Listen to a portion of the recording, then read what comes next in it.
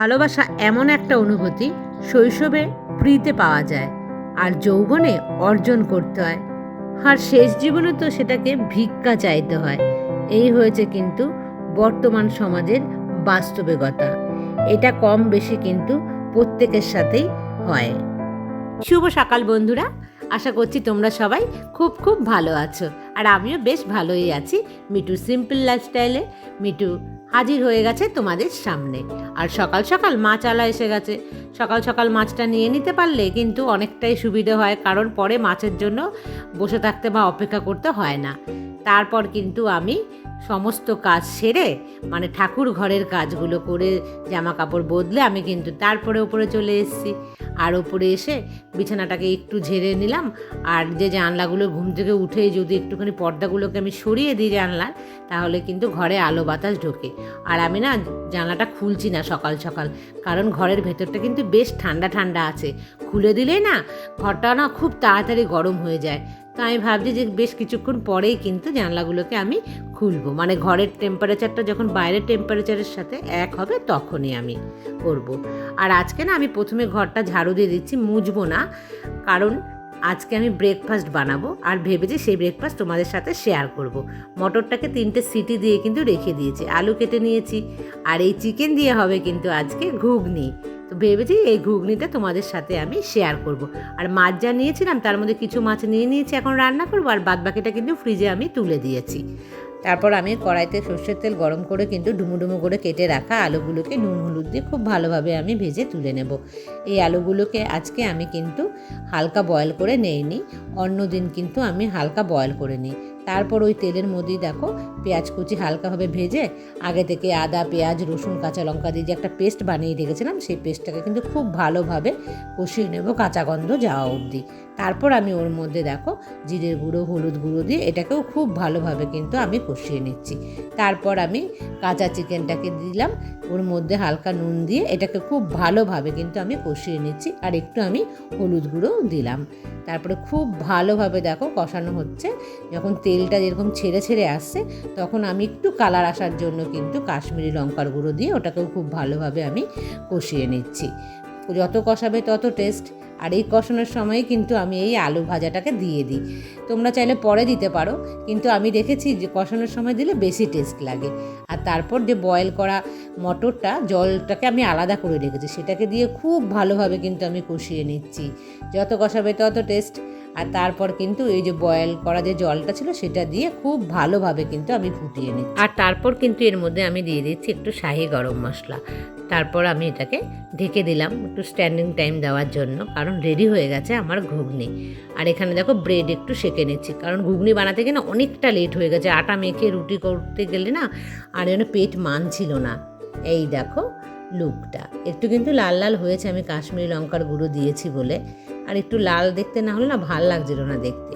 এই দেখো ব্রেড আর হচ্ছে ঘুগনি, একদম সিম্পলভাবে কিন্তু বানিয়েছি। বন্ধুরা তোমরাও চাইলে কিন্তু এরকম ঘরোয়াভাবেই বানাতে পারো, কারণ সবসময় স্পাইসি খাবার খাওয়াটা কিন্তু ঠিক নয় একদম। তারপরে কিন্তু আমি চলে আসলাম লাঞ্চের প্রিপারেশন করতে। রান্নাটা করা হয়ে গেছে, আমি আর তোমাদের সাথে সেটা শেয়ার করলাম না। আমি তোমাদের নতুন বন্ধু তো খুব বেশি করে মানে বড় করে কিন্তু আমি তোমাদেরকে ভিডিও দেখাতে চাইছি না। ভাবছি তোমরা হয়তো বোর হয়ে যেতে পারো, তো খুব ছোট্ট ছোট্ট করে ভিডিও কিন্তু আমি তোমাদের সামনে তুলে ধরছি, যাতে তোমাদের অল্প টাইমের মধ্যে অনেকটা জিনিস তোমরা দেখতে পাও আর তোমাদের ভালো লাগে। আর তোমরা কেমন দেখতে চাও তোমরা কিন্তু সেরকম আমাকে কমেন্টসে বলতে পারো, যে এইভাবে না দেখিয়ে অন্যভাবে দেখাও। আমি তো নতুন, বুঝতে পারছি না যে কীভাবে করলে তোমাদের ভালো লাগবে। আমি একা একাই ভিডিও করি, একা একাই এডিট করি, সমস্ত কিন্তু আমি একাই করছি। চেষ্টা করছি সুন্দর করার, যাতে তোমাদের ভিডিওগুলো দেখতে ভালো লাগে। আর যদি তোমাদের কোনো আইডিয়া থাকে সেটাও কিন্তু তোমরা আমাকে জানাতে পারো। রান্নার পর কিন্তু আমি প্রত্যেক দিনে কিন্তু এই যে স্ল্যাবসের উপরে যে সমস্ত জিনিসগুলো থাকে সেগুলোকে সরিয়ে কিন্তু একটা স্কচ ব্রাইটের মধ্যে একটু ডিটারজেন্ট নিয়ে খুব ভালোভাবে কিন্তু ঘষে মেজে একদম ভালোভাবে আমি মুছে নিই। এভাবে কিন্তু যদি আমি প্রত্যেক দিন পরিষ্কার করি তাহলে কি হয়, এখানে যে তেল ছিটে ছিটে যায় সেগুলো কিন্তু তেল চিটে হয়ে যায় না। আর তারপর দেখো যে অল্প হালকা বাসন বেরিয়েছে সেই বাসনগুলোকে কিন্তু আমি এখনই মেজে ধুয়ে নিচ্ছি। কারণ এই বেসিনটা আমার প্রচণ্ডই মানে ছোট, এখানে জমিয়ে রাখলে না ভীষণ মানে বাজে লাগে। আর এই দেখো সুইচবোর্ডটাকেও খুব ভালোভাবে কিন্তু আমি একটু কলিন দিয়ে পরিষ্কার করে নিলাম। আর এই দেখো রান্নার পর কিন্তু আমার এই রকম লুক, মানে একটু পরিষ্কার থাকলে দেখতে ভালো লাগে পরের কাজগুলো করার সময়। আর এই দেখো স্নান পুজো করে একদম চলে এসেছি আমি লাঞ্চে।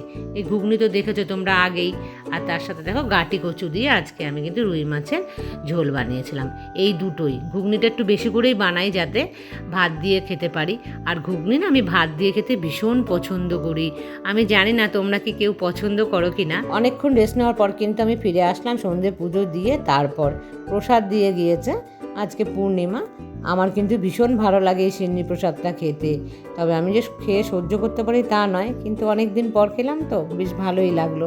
এখন কিন্তু রাত হয়ে গেছে, এবার আমি রাতে কি রান্না করব, মানে কি খাবো রাতে, তারই ব্যবস্থা করতে কিন্তু চলে আসলাম।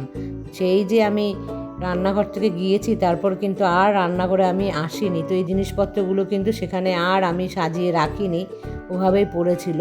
তো আমি এখন এই জিনিসপত্রগুলোকে আবার, মানে যে কটা জিনিস যেখানে থাকে সে কটাকেই কিন্তু আমি সেখানে রেখে দিচ্ছি। এতে হাতের সামনে থাকলে সুবিধা হয়। তবে হাতের সামনে খুব বেশি জিনিসপত্র রেখে কিন্তু একদম ঘিজি করতে আমি না একদম ভালোবাসি না। খুব নিট অ্যান্ড ক্লিন থাকবে, অল্প জিনিস থাকবে, অন্যান্য জিনিস সব কিন্তু অন্যান্য জায়গাতে রাখা থাকবে।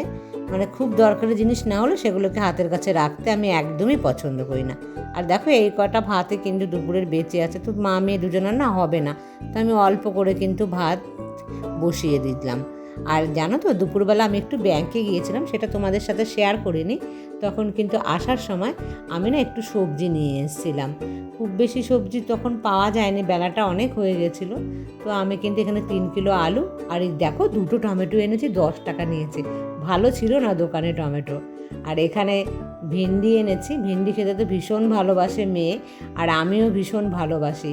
আরে দেখো তার সাথে এনেছি পটল, কিছু পটল, আর কিন্তু কাঁচা লঙ্কা একদম নিচে আছে, তো সেটা দেখা যাচ্ছে না। তো কয়েকটা ভেন্ডি কিন্তু আমি কচি কচি দেখে নিয়ে ভালোভাবে ধুয়ে ভাতের মধ্যে দিয়ে দিচ্ছি। ভেন্ডি সেদ্ধ কাঁচা লঙ্কা দিয়ে মাখা আমার না দারুণ লাগে। দেখো হয়েও গেছে কিন্তু ভাত, আর আমি 2টো কাঁচা লঙ্কা নিয়ে নিয়েছি। আর দুপুরের বেঁচে আছে ঘুগনি, আর তার সাথে কিন্তু দেখো বেঁচে আছে এই যে মাছের ঝোল গাটি কচু দিয়ে। তো এই দিয়েই কিন্তু আমি ডিনার সারবো। আর গরম গরম ভেন্ডি, এর মধ্যে কিন্তু আমি অবশ্য একটু তেলও দিই না, দুভাগে ডিভাইড করে নিয়েছি মেয়ের আর আমার। এই দেখো আমার রাতের থালি। ডিনার কিন্তু কমপ্লিট হয়ে গেল। এটা আমার ওপরের বেডরুম, তোমাদেরকে তো আমি আগের দিনই বলেছি। তো একদম কিন্তু রেডি, সমস্ত কাজ আজকের মতন ডান। আবার কাল সকাল থেকে শুরু হবে আমার নতুন কাজ। তো বন্ধুরা, তোমাদের যদি ভালো লাগে আমার এই ভিডিও, তাহলে কিন্তু তোমরা আমার চ্যানেলকে সাবস্ক্রাইব করো, লাইক করো, কমেন্টসও করতে পারো। আবার দেখা হবে নেক্সট ব্লগে। ততক্ষণ তোমরা ভালো থেকো, সুস্থ থেকো আর সাবধানে থেকো। Good night.